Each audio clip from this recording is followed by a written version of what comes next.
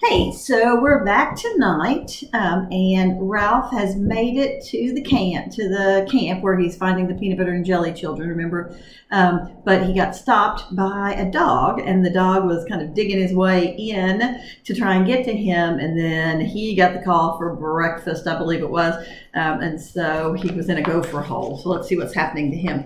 Chapter 3: An Educational Toy. Ralph did not rest long. "On your feet, Mouse," said the gopher, appearing from the dark recesses of the gopher run. "You can go now." "Do I have to?" pleaded Ralph, nervously eyeing the gopher's long, curving teeth. "I've come a long way, and I need a day's sleep."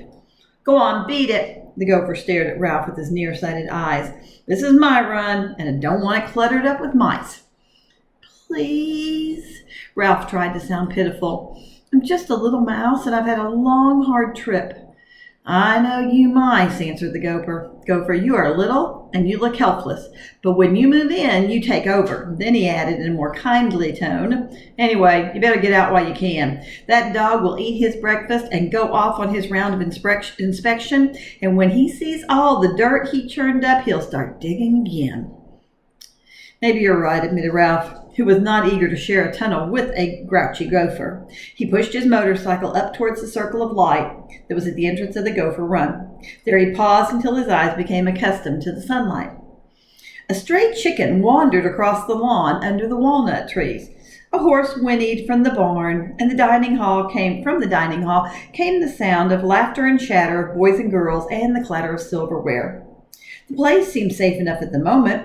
Ralph permitted himself a leisurely but bumpy ride along the path that led to a small weathered building shaded by an arbor of grapevines. An arbor is kind of like a small, like a little forest kind of thing.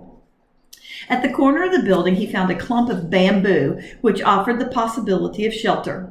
The fallen leaves and husks of the young bamboo shoots were broad and smooth, and the dried edges curled. He laid his motorcycle on the foot of the bamboo and pulled a husk over it. The edges curled around it so that it was hidden completely.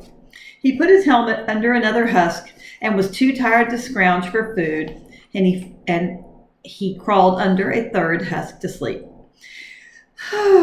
Ralph curled himself into a cozy ball. The leaves beneath him were springy. The husk about him was smooth and silky and curled protectingly around him. Ralph had not been so comfortable in a long time. A delicious fragrance of hotcakes drifted from the dining room, reminding Ralph of the dining room in the Mountain View Inn. The campers began to sing, "The horses stand around, their feet are on the ground. Oh, who will wind the clock while I'm away?" That's terrible singing, sorry. Ralph wondered if Matt had wound the clock in the lobby. Perhaps Matt was searching for a broken motorcycle in the shrubbery. Well, he wouldn't find it. Now all Ralph wanted was a peanut butter and jelly sandwich. Ralph slept more soundly than he had ever slept before. The next thing Ralph knew, a weight was pressing him into the bamboo leaves. He squirmed, but the weight pressed harder. He heard a cat's voice say, "Now, watch carefully. This is the way to handle a mouse." That greeting opened Ralph's eyes in a hurry. He saw, to his horror, that he was pinned to the leaves by the paw of a cold-hearted tomcat and was surrounded by a mother cat and a litter of wide-eyed kittens. Ralph simply closed his eyes again and pretended he was not there. He couldn't believe what was happening. Cats were something that happened to other mice, not to Ralph. Now he wished he had listened to his mother when she tried to warn him, as she often did, about cats and owls and people and traps and vacuum cleaners. "Children, pay attention," said the mother cat to her kittens. "A live mouse is an interesting and instructive plaything." Ralph felt quite miserable enough without having to be educational as well. "Now watch this," said the tomcat. The weight was removed from Ralph's body. A paw scooped him up in the air and tossed him into the air. Nothing like this ever happened to Ralph before. He landed on his feet and stood, frozen with terror, facing the cat. He waited with every muscle tense for the cat to pounce, but nothing happened. The cat, who wore an interested expression on his horrible, furry face, simply sat and watched. Ralph was aware of the campers leaving the dining hall and scattering into different parts of the camp, but he dared not look at them. If he watched his chance, he might be able to make a run for it. The cat, apparently distracted by a butterfly, glanced away. Ralph leaped for freedom, only to be brought to the earth by a paw. "That's the way to do it," said the tomcat. "Mice are not very smart creatures who are easily fooled." Ralph lay limp and still, the cat's evil claws curling around his body. If Ralph moved even a hair's breadth, just a teeny bit, he would be stabbed in 5 places. "Maybe if I play dead, they will go away," he thought.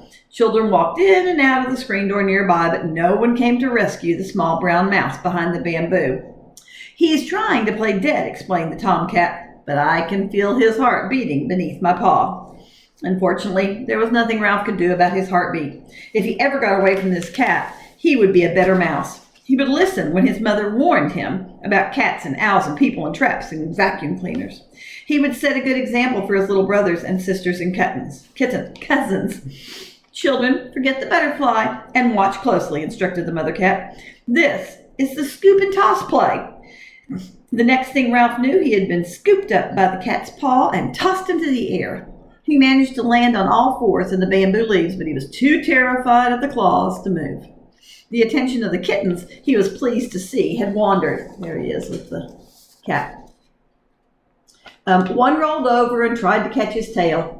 Another scampered off after a leaf, and a third trotted off after a girl who picked him up and carried him away. The tomcat appeared to lose interest in Ralph and sat calmly, his tail curved around his feet, looking up at the leaves fluttering on the bamboo stalks. "He thinks he's got me fooled," thought Ralph. If he moved, the cat was sure to pounce. If he didn't move, the cat would pounce anyway. There was no way Ralph could win. He was doomed to be a mid-morning snack for a cat.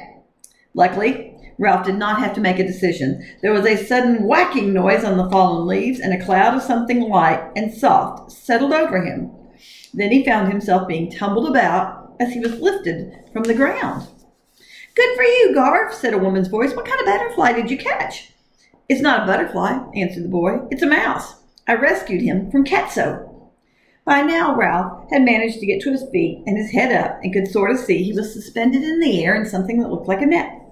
Through the mesh, he could see a plump, cheerful woman who was wearing slacks, that's another word for pants, and a blouse. He could see the boy, the same boy who had clumped through the Mountain View Inn in his new cowboy boots, who was now holding him so anonymously in the butterfly net. There's the net they got him in. Better a net than a paw, thought Ralph philosophically, because he felt that there was a boy, there was hope. Boys liked mice. "A mouse! You caught a mouse in a butterfly net?" "Yes," said the boy, "and I'm going to keep him." "Oh, where?" wondered Ralph. "In his pocket?" He hoped so. Boys' pockets were apt to be warm and dark and full of crumbs. The cat, cheated of his prey, stalked off with his hair in the air, his tail in the air, trying to pretend in a most dignified manner that he did not want a mouse anyway. "Good," said the woman enthusiastically, surprising Ralph. All the women he had known, the housekeeper, maids, guests of the hotel, referred to mice as nasty creatures or pesky rodents, and from Ralph's point of view, spent their time trying to outwit perfectly harmless little animals. "We can find a place for him in our nature corner," suggested the woman, who Ralph decided must be Aunt Jill that Sam had mentioned. "Come on to the craft shop. I'm sure we have an old cage somewhere." Okay, so he's at the camp, but now we're going to have to figure out what's going to happen to him since Garf has gotten him. So be sure to listen tomorrow and see what happens to our friend Ralph then.